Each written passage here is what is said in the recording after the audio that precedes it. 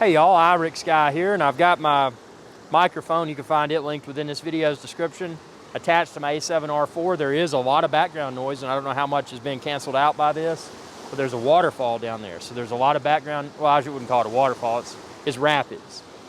So I just wanted to talk about the a7R4. I am filming this video with the a7R4, and a few things that I learned since I've been using the a7R4 for many months is, let's see, this app, and I hope this doesn't stop my recording because I put it in my pocket and went back in. It didn't. Good.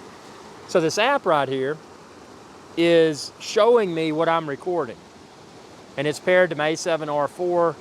I use the app exclusively now to see if I'm in frame. If I want to snap a selfie photo, I use the app to see if I'm in the frame. And that leads to the next thing I'm going to say, and that's I've got a field monitor, and I use my field monitor in my studio. I put it on top of this camera. Works great, battery powered, or I've got a thing at home where I can plug it into the wall. Great field monitor. The thing that I discovered with the field monitor, and it's not a defect with the camera, which I originally thought it was, a field monitor with the a7R4, at least with the current firmware, if you put it on, and say I was to walk out of the frame, so I hit record, if I stay in the frame, everything's probably going to stay crispy good. But if I hit record, I step out of the frame, and then I step back in the frame, it probably won't refocus on me. And that's just because, for whatever reason, with the a7R4, if you have a field monitor connected to HDMI, that it makes the autofocus wonky. Now the exception is that if you have a field monitor that has a built-in recorder and you're recording externally, which I don't have that, but supposedly if you have an external recorder, it should be a non-issue.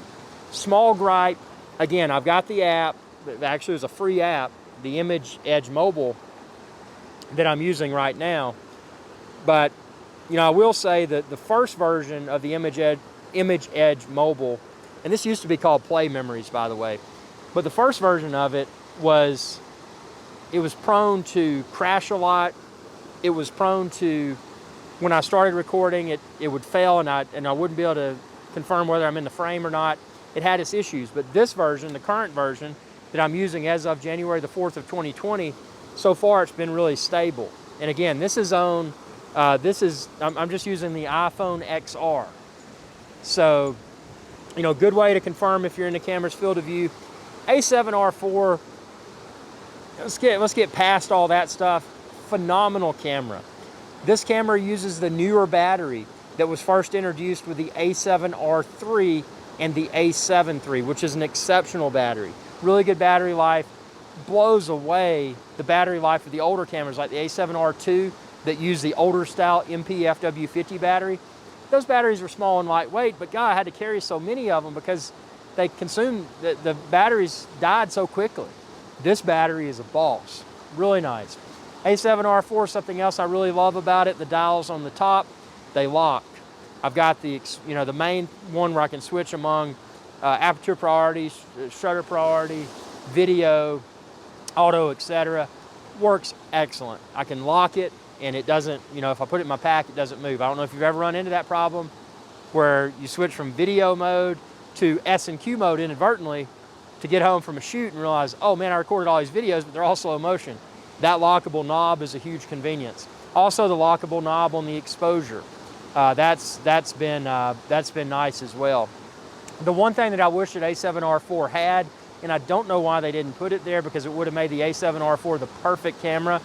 The LCD on the back doesn't flip forward, which means I've got to use the app, which I'm using now, which is fine, to confirm if I'm in the camera's field of view. It would be so convenient just to pop an LCD up on the back and confirm whether or not I'm in the camera's field of view.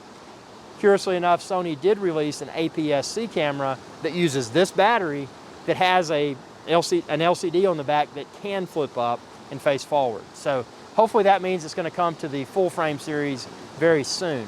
Maybe the a7S3 or a7S4, whatever they release next. Or maybe even the base model a7 IV. Maybe it'll have a flip forward LCD screen. That's the one thing I really want. This uses the same full frame E-mount lenses, or I can use the Sony E lenses in APS-C mode. Super nice. This lens that I'm using now, and you can find it linked within this video's description, 24 to 70 millimeter. I'm filming this in 24 millimeter because I wanted to capture the waterfall or the rapids in the background in the bokeh. This thing at 24 millimeter, I mean, just look at it. For a zoom lens, this thing looks good. And I mean, you kick this thing into 70 millimeter when you don't care about, you know, getting background elements. I mean, the bokeh is incredible. And I've got this lens and I've got a 16 to 35 millimeter as well. Again, expand this video's description and then click the link there, and you can find all the lenses, tripod, microphones, all the gear that I use with my A7R IV. But it's just been a really good camera. One thing I did want to mention, and this is probably the case with a lot of cameras, is if you use the self timer on the camera, say for example, I was going to move to the spot and I was going to get a selfie photo. If I use the self camera option, it's not going to focus properly.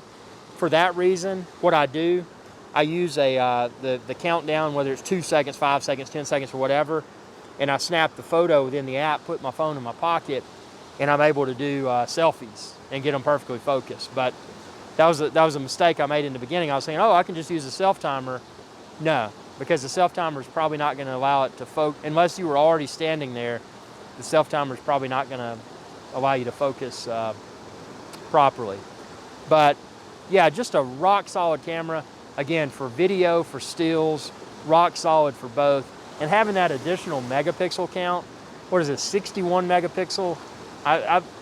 It's funny, these things evolve so quickly. I think it's 61, but it's, you take a landscape photo with this, you can crop in on a small section of that landscape photo and still have awesome detail. I mean, it's a phenomenal camera. And again, to be full frame, but also being able to do APS-C, if I want to, you know, with this lens, for example, this 24 to 70, if I kick it into APS-C mode, it creates a more zoomed effect. So in essence, I carry one lens, and with one lens, I'm getting the luxury of being able to go in, you know, it's like I got two cameras in one. I got my full frame camera, 24 to 70, and then my APS-C, and kick it into APS-C, you know, whatever that equivalent is, it's more zoomed. So the other cool thing about this, obviously the custom menu system. I've customized the menu to only have the options that I want. And, you know, those options, I've got format, the SD card, and it's got dual SD card slots, which is nice. But I got like format SD card, I've got touchscreen on and off. Actually, I hardly ever use the touchscreen. I prefer not to because my nose hits it. And then other things, switch between APS-C and full frame within the favorites menu. It's super nice using the favorites menu. And then also the lens I'm using, I love how I can, on it, toggle between autofocus and manual focus on the lens, because there are a lot of situations where I need to use manual focus instead of autofocus. So for photography, for video, this is the all-in-one awesome camera. Yeah, it is expensive, but again, it's a matter of how serious you are about your content. You know, operating Irish Guy's Adventure Channel, I cannot afford to have gear that's not high quality. Now, obviously, there's higher end cameras out there, but this is more than high end enough for me, for video and photo. And you know, even with, it's funny with that waterfall back there with the microphone that I'm running right now. This mic, and I know that's a separate video to talk about the mic, but this mic just blows my mind. And being able to recharge by way of USB, both the camera and the microphone is super nice. But yeah, just wanted to follow up regarding the A7R IV. Again, if you're looking for the A7R IV or any of the lenses, accessories, or have questions, just comment below. You can expand this video's description and then click the link there to find links where to order everything. If you can't find something, just message me on my Facebook page, facebook.com/IRixGuy, and I'll be more than happy to try to find a product link for you. Again, I don't consider myself to be an expert, but I do have several thousand videos here on the Irish Guy's Adventure Channel, youtube.com/IRixGuy. And the ones that are the best quality have been filmed with this camera just because it's such an incredible camera. So subscribe if you haven't already, and ring that bell icon when you do to be notified whenever I post another video. Thanks for your viewership, and y'all have a good day. Hey y'all, Captain Irixguy here. I hope y'all enjoyed this video. If you did, please be sure to subscribe. It's youtube.com/IRixGuy. And ring that bell icon when you do to be notified whenever I post another video. Thanks for your viewership, and y'all have a good day.